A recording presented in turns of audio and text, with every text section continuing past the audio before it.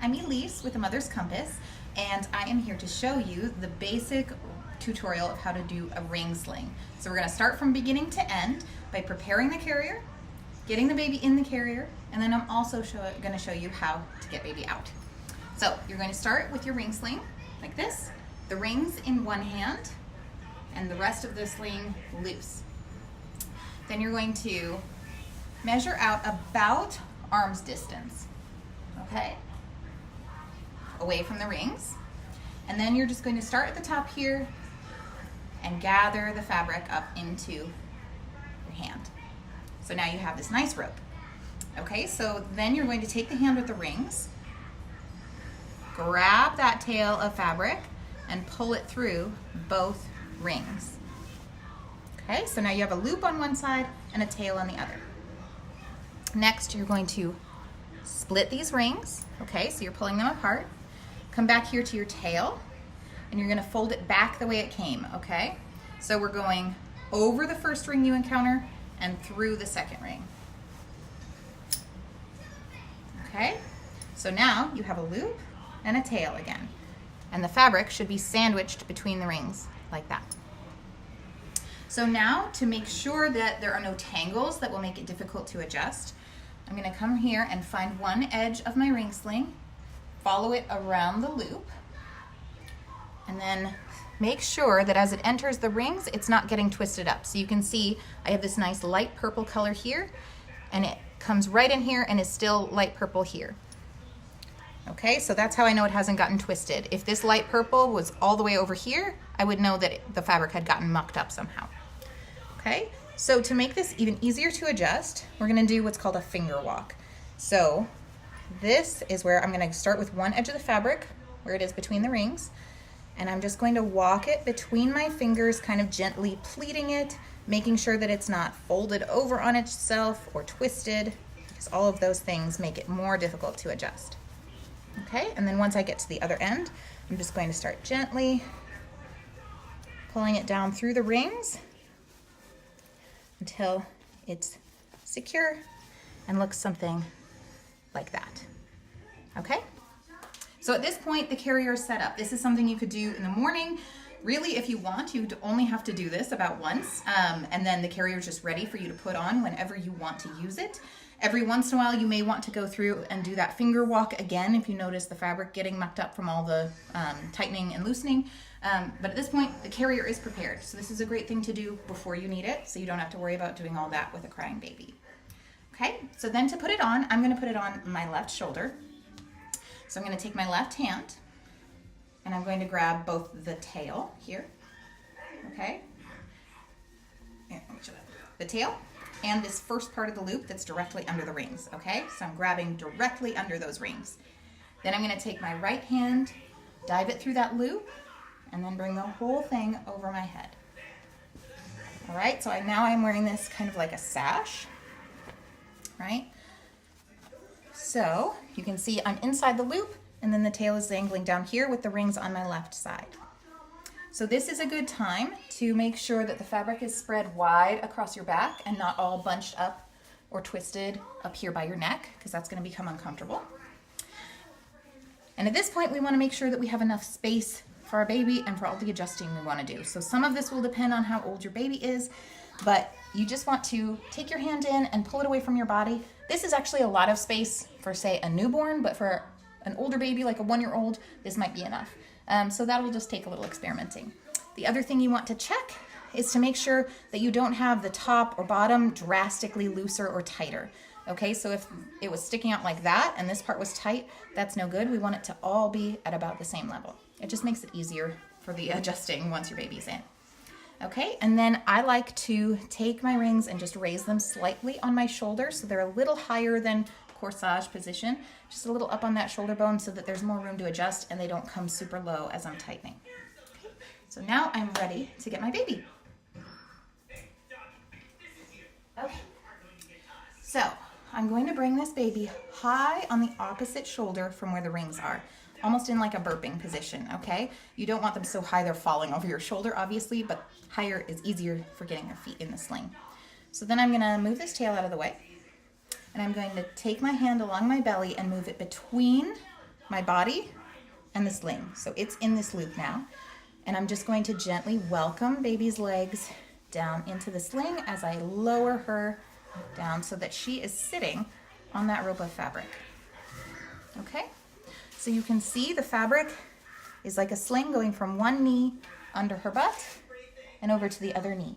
This is a good time to pause, bounce a little, let your baby relax if they've gotten a little stiff from being picked up, so that they can relax and they will get their body into a more optimal position with their butt a little bit lower than their knees. And you can help them, encourage them to lift their knees a little if they're straightening their legs. Okay? All right, if you've noticed that your rings have come down too low, this is also a good time to adjust that. So you can lift up slightly on baby's butt, grab this bit of the sash here, and just raise that. Okay? So once your baby is relaxed and you're feeling ready to move on, you can come over here and find the top of your fabric, loosen it from under your baby's bottom, and then gently, while supporting them under the butt or leaning back a little if you need to, you're going to pull that fabric up over the two of you. So again, depending on your baby's age, you might need more up by their neck or less, but your general guideline should be that the middle third of the fabric should be across baby's back, okay? And then an entire third of the fabric should be down here by their butt. So, just gonna make sure this isn't too loose. So you can see this is very loose. I started with a little bit bigger pocket than I needed to, which happens. It gets better with practice. So now we're going to start by making a seat. So I'm still supporting baby with my hand. They're not secure for hands-free right now. So with my right arm, I'm holding her back. Then with my left arm, I'm gonna come here and come under her first leg, over to her far leg that's on the other side where there are no rings, okay? I'm gonna pull this fabric down here. Yes. Yeah, honey. I'm gonna pull this fabric and pinch any loose fabric around from my back by her knee. Then I'm going to pull all that loose fabric over to the other knee here. Then I'm going to lean forward and just bring that excess fabric up and scoop it between us. Okay, so now she's sitting almost in a hammock. So you can see that entire third of fabric is beneath her butt and pulled up between us, so you can see, okay? So this is what keeps baby secure and makes them comfortable as well. So still supporting baby with her hand. I'm gonna pull all this loose fabric up here over so that it's in front of the rings. This makes it much easier to tighten. And then I'm going to come and tighten in thirds. So for the top third of the wrap, I'm going to grab this handful of fabric that's closest to my neck, okay? And I'm going to pull horizontally. So you should pull the same direction that the fabric comes into the rings. That's where you should pull. So we'll pull horizontally to tighten that top, and then we'll grab here, the middle, to tighten this middle section. Now, as far as support, most of your support is coming from the middle of the sling, okay? So you don't need to worry about over-tightening this top and pinning their head, and especially not to over-tighten the bottom. The more you tighten the bottom, the more you actually lose that hammock that you've created, and you may trigger their reflex to stand, okay? So you can keep the bottom scooped up between them, and that's gonna be more secure than tightening it a lot.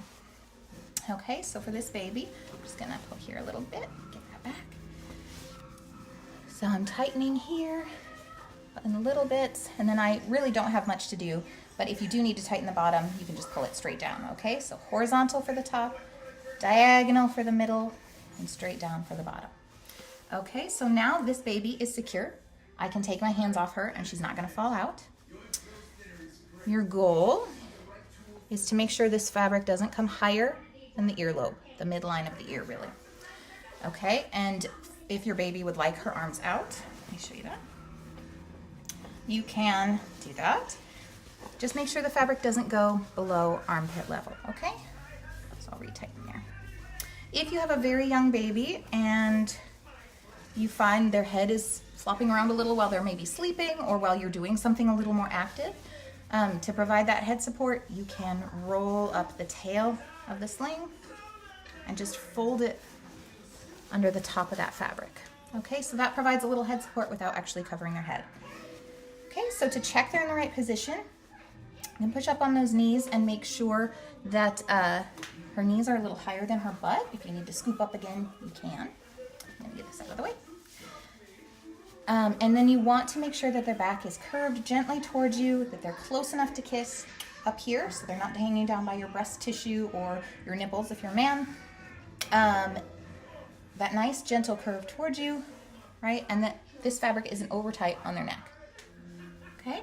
Now, it's very common for babies to get little red marks on their knees where this fabric hits. It's just like for us, if we wear a pair of socks, it leaves an indentation. It does not necessarily mean that there's a circulation problem. If you're worried about circulation, just check your baby's feet. If you notice purpling or mottling, then that's a sign that you may need to loosen that fabric down there. But just red marks on the knees is not a sign of a problem. So when you're ready to get out, all you're going to do is come here, make sure you're supporting baby with one arm. I like to use my whole forearm. Then you're going to find this top ring, get your fingers under it, and just lift a little bit and release just a few inches of fabric. You don't want to loosen it all the way because then you're going to have a lot more adjusting again the next time you put it on. You just want to loosen it enough to get baby out. So just a few inches. Then while I'm supporting baby, I'm going to come down here and pull this fabric out from underneath her butt.